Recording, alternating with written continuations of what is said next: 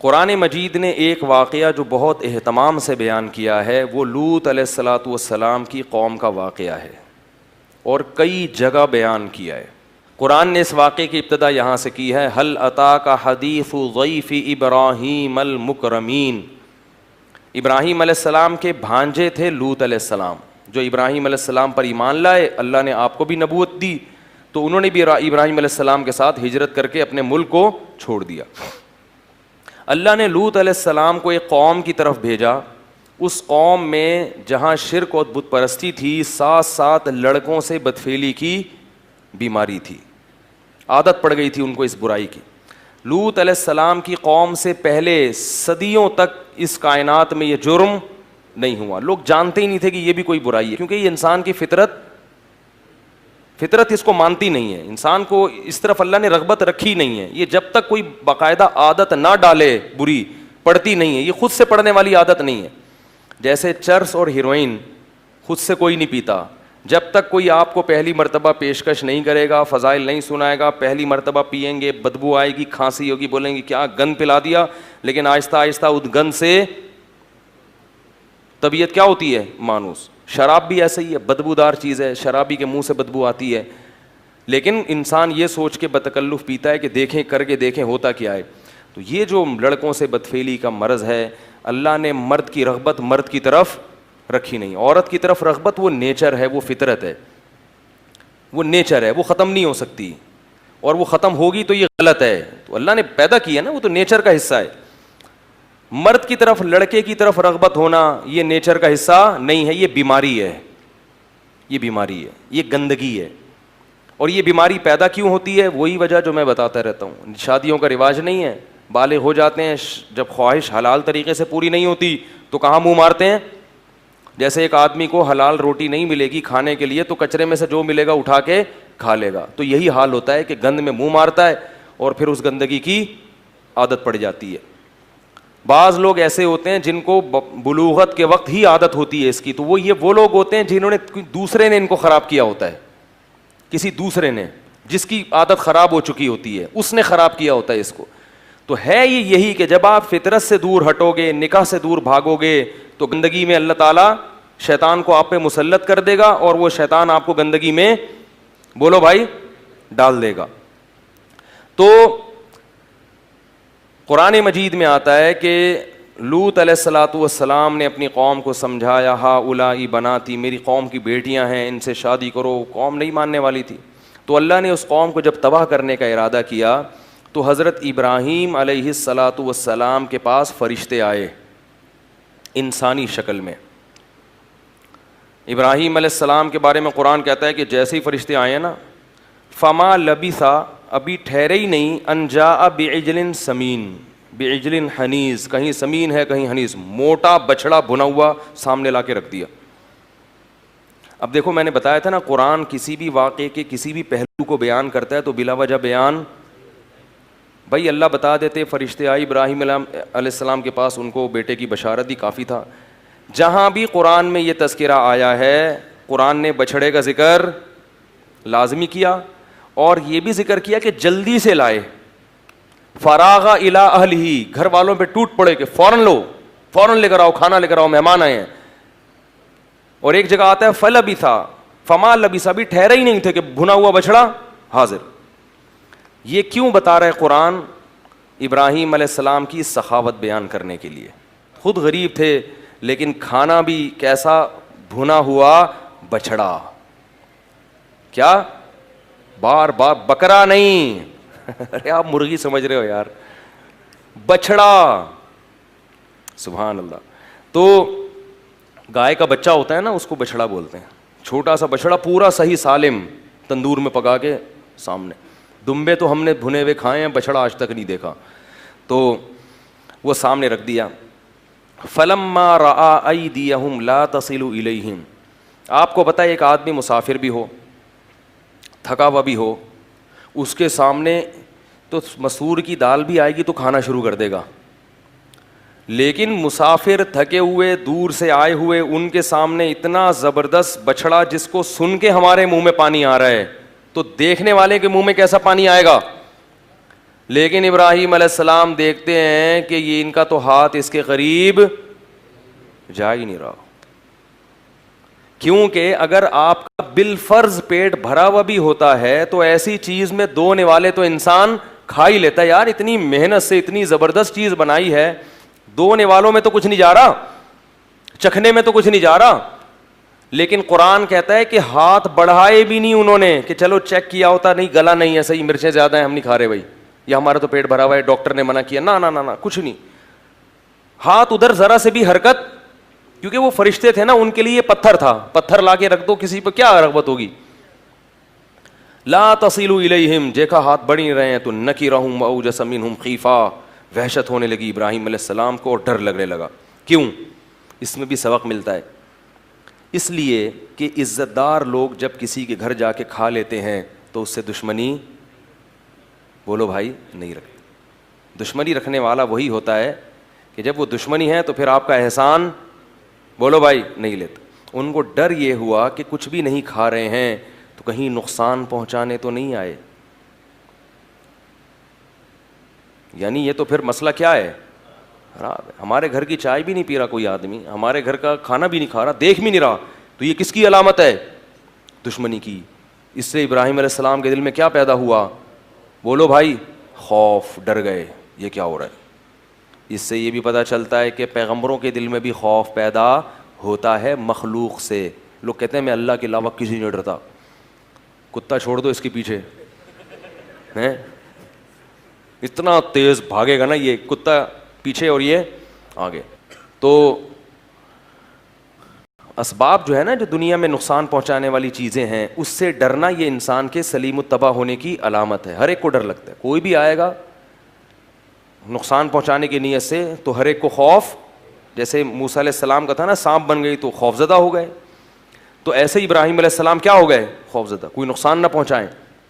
جب فرشتوں نے دیکھا کہ یہ خوف زدہ ہو رہے ہیں تو فرشتوں نے بتایا لا تخف، ڈریں مت، انا مبشروک بغلام علیم، ہم اللہ کے بھیجے ہوئے فرشتے ہیں، انسان نہیں ہیں. ہمارے سامنے اس میں تکہ مسالہ لگا دو، بریانی مسالہ لگا دو، ہمارے لیے کیا ہے؟ یہ پتھر ہے، کوئی فرق ہی نہیں ہمارے لیے. ہم تو فرشتے ہیں جو انسانی شکل میں آئے ہیں. اس سے یہ بھی پتہ چلتا ہے کہ انبیاء عالم الغیب نہیں ہوتے، ان کو نہیں پتہ چلا. ہم فرشتے اللہ نے ہمیں بھیجا ہے. تو بتایا کہ ہم آپ کو خوشخبری دینے کے لیے آئے ہیں بغلام علیم، ایک علم والا بیٹا، یعنی اسحاق علیہ السلام بیٹا پیدا ہوگا علیم، علم والا. تو ابراہیم علیہ السلام کی جو بوڑھی زوجہ تھی نا، وہ دروازے کے کنارے پہ کھڑے ہوئے باتیں سن رہی تھیں. اس لیے نہیں کہ تجسس، اس لیے کہ ان کو بھی ڈر تھا نا کہ پتہ نہیں کون مہمان آئے ہیں، میرے شوہر کی ظاہر ہے دشمنیاں بھی ہیں، کوئی نقصان نہ پہنچا دے. تو وہ دیکھ رہی تھی کہ کیا مسئلہ ہے. تو جیسے ہی انہوں نے کہا نا کہ ہم خوشخبری دینے کے لیے آئے ہیں کہ آپ کو بیٹا ملے گا، تو قرآن کہتا ہے فسکت وجہا، وہ بڑھیا نے نا ایسے ماتھا ٹھنکا ہے کہ ہائے ناس، یا ویلتا، ہائے بدبختی، الیدو وانا عجوز، میرے بچہ ہوگا میں بڈھی، وہذا بالی شیخ، اور یہ میرا میاں، اس کو دیکھو کیسے حضرت ابراہیم کی طرف ہادہ اشارے کے وقت بولا جاتا ہے، کیسے اشارہ کیا ہوگا نا، یہ میرا میاں کیا ہے، یہ بھی تو بوڑھا ہو گیا. کوئی عورت اپنے میاں کو بول دے بوڑھا، اس کو کتنا غصہ آئے گا نا.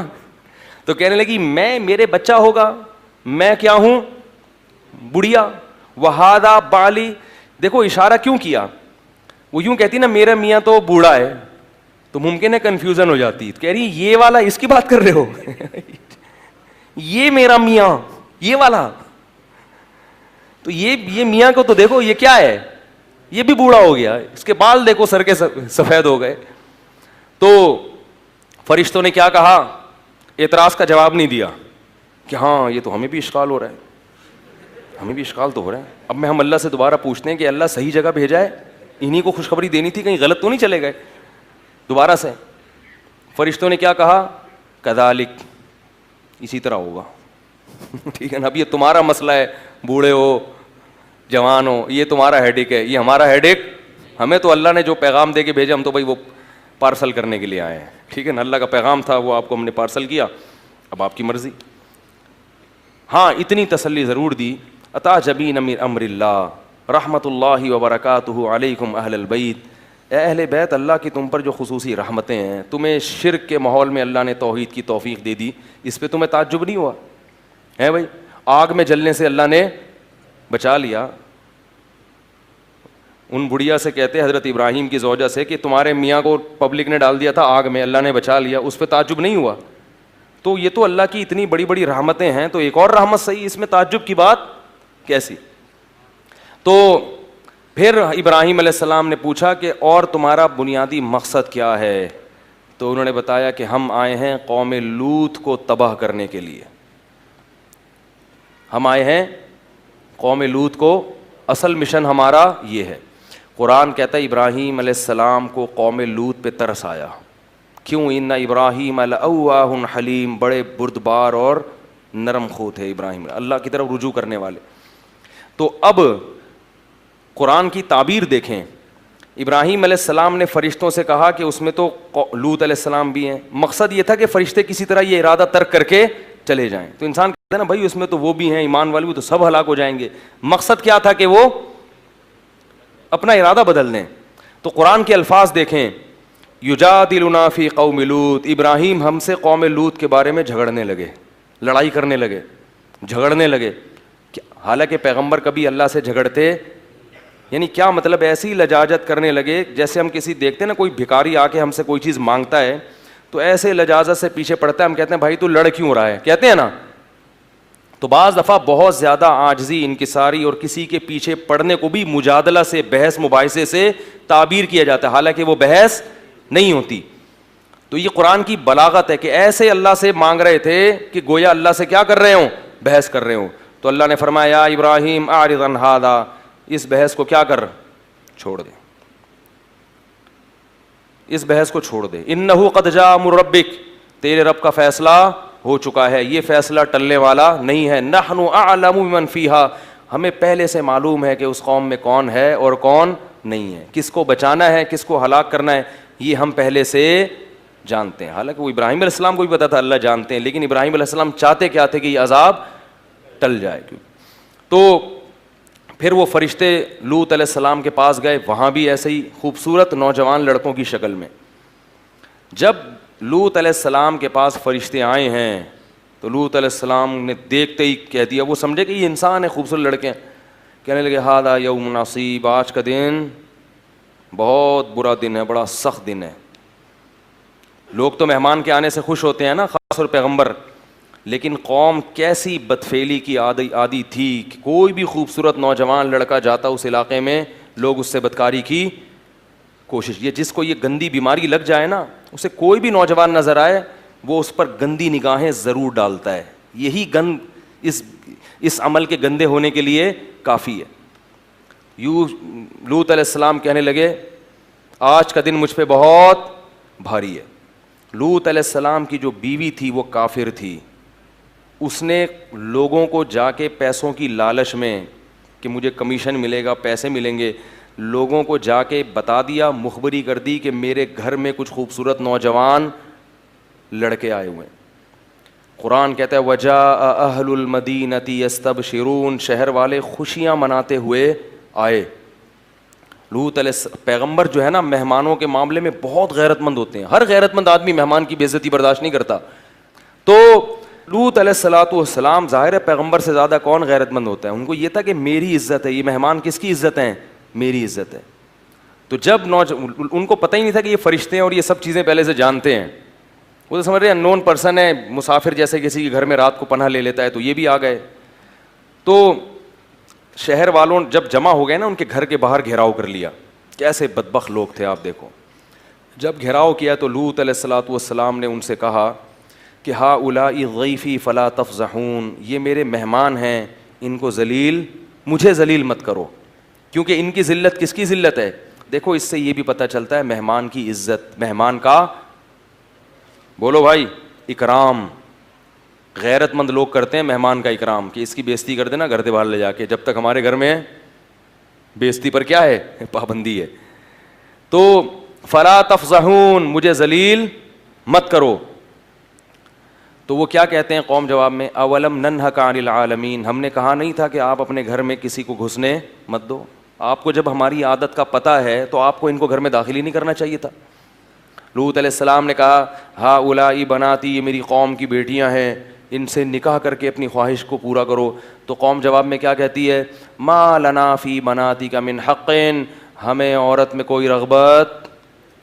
یہ بھی اس گناہ کی سزا ہے کہ جس کو اللہ نے پیدا کیا اس میں رغبت, بولو بھائی, ختم ہو جاتی ہے. یہ بھی ایک عذاب ہے. تو لوط علیہ السلام اب کیا کہہ رہے ہیں, لو ان لی بکم قوتا او آوی الی رکن شدید, کاش میرے بازوؤں میں قوت ہوتی تم سے مقابلہ کرتا میں, یا میرا کوئی قبیلہ ہوتا جس کو بلاتا اور میری مدد کرتا, کیونکہ کمزور قبیلہ تھا لوط علیہ السلام کا. کاش کوئی قبیلہ ہوتا جو اس موقع پر میری. اس سے پتہ چلتا ہے کہ انسان اپنے جیسوں انسانوں سے مدد مانگنا یہ توکل کے خلاف, بولو بھائی, نہیں ہے. اللہ کو بھی یاد کیا اور ساتھ ساتھ قبیلے کو بھی, کہ وہ ہوتے تو شاید میری مدد کرتے. کوئی بھی نہیں ہے تو میں کیا کر سکتا ہوں.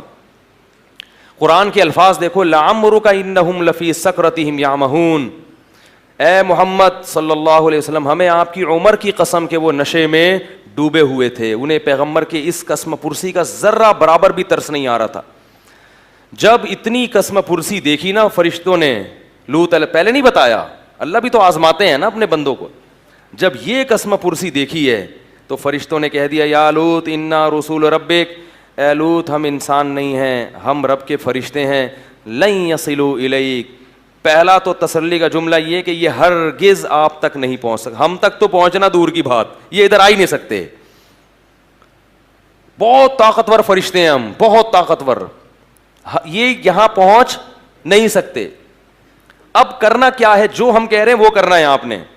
فَأَسْرِ بِأَهْلِكَ, آپ کے اہل میں جتنے لوگ ہیں, رشتہ دار یا جو بھی ایمان لانے والے لوگ ہیں, ان کو لے کے راتوں رات یہاں سے چپکے سے نکل جائیں. بڑا آسان ہو رہا ہے لڑکیوں سے دوستی لگانا, زنا کرنا, ہوٹلوں میں لے جانا, بڑا آسان ہو رہا ہے. یہ آسان اس لیے نہیں ہو رہا کہ اللہ آپ سے خوش ہے, بلکہ اللہ پکڑنے کا ارادہ رکھتا ہے. جیسے لوط علیہ السلام کی قوم پہلے بدکاری کرتی تھی, مشکلات ہوتی تھیں ان کو, اب کیا ہوا کہ ان کے لیے بدکاری کو آسان کر دیا. خوبصورت لڑکے آ گئے, وہ خوش ہو رہے, اب تو بڑا آسان ہے. تو وہ آسان نہیں تھا, اب ان کے لیے عذاب کی, بولو بھائی, تیاری. تو گناہ کا آسان ہونا یہ اللہ کی رحمت نہیں ہے, اور یہ اس کی علامت نہیں ہے کہ آپ کے اللہ تعالیٰ چاہ رہے ہیں کہ آپ مزے اڑائیں, بلکہ یہ اس کی علامت ہے کہ آپ دل بھر کے اڑا لو تاکہ اللہ عذاب, سخت سے سخت عذاب میں پھر آپ کو پکڑے. تو اس لیے اللہ سے یہی دعا کیا کرو کہ اللہ ہمیں گناہ کا موقع نہ دے, ہمیں موقع ہی نہ دے گناہ کا, اور ایسی جگہوں پہ بھی نہ جاؤ جہاں آپ کے گناہ کا دل میں خیالات پیدا ہوں. ایک آدمی نے فلم دیکھنے سے توبہ کی, سینما گھر میں عادت تھی. وہ مجھے کہہ رہا ہے کہ میں جب بھی وہاں سے گزرتا ہوں میرا دل چاہتا ہے گھس جاؤں سینما میں. میں نے کہا جب تم نے توبہ کر لی ہے تو اس گلی سے گزرتے کیوں, اس ایریے سے گزرتے کیوں, راستہ بدل کے کیوں نہیں چلے جاتے؟ گزر بھی وہیں سے رہے ہیں تو ظاہر ہے پھر تو شیطان خواہش پیدا کرے گا. چرس چھوڑ دی, ہیروئن چھوڑ دی, بیٹھ انہیں دوستوں میں رہے جو چرسی ہیں, پھر خیال پیدا ہوگا.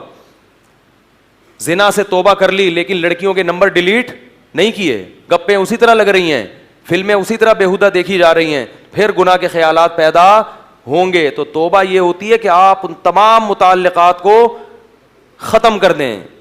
میرے پاس لوگوں کی کال آتی ہے نا, میری ناجائز دوستی تھی, میں کہتا ہوں اس لڑکی کا نمبر بھی ڈیلیٹ کر دو, نمبر بلاک کر دو, پھر بھی اگر نہ ہو موبائل توڑ کے پھینک دو. یہ موبائل تمہیں اللہ کے عذاب سے نہیں بچائے گا قیامت کے دن. انسان نے پوری زندگی موبائلوں کے بغیر ہی زندگی گزاری آج تک. کوئی اتنی بڑی ضرورت نہیں ہے کہ جس کے بغیر تم جنت میں نہیں جا سکو گے یا روٹی نہیں ملے گی تمہیں کھانے کو. یہ چیزیں جہاں انسان کے لیے بہت مفید ہیں وہاں بہت زیادہ نقصان دہ بھی ہے. کوئی بھی چیز جو زنا کے قریب لے کر جا رہی ہے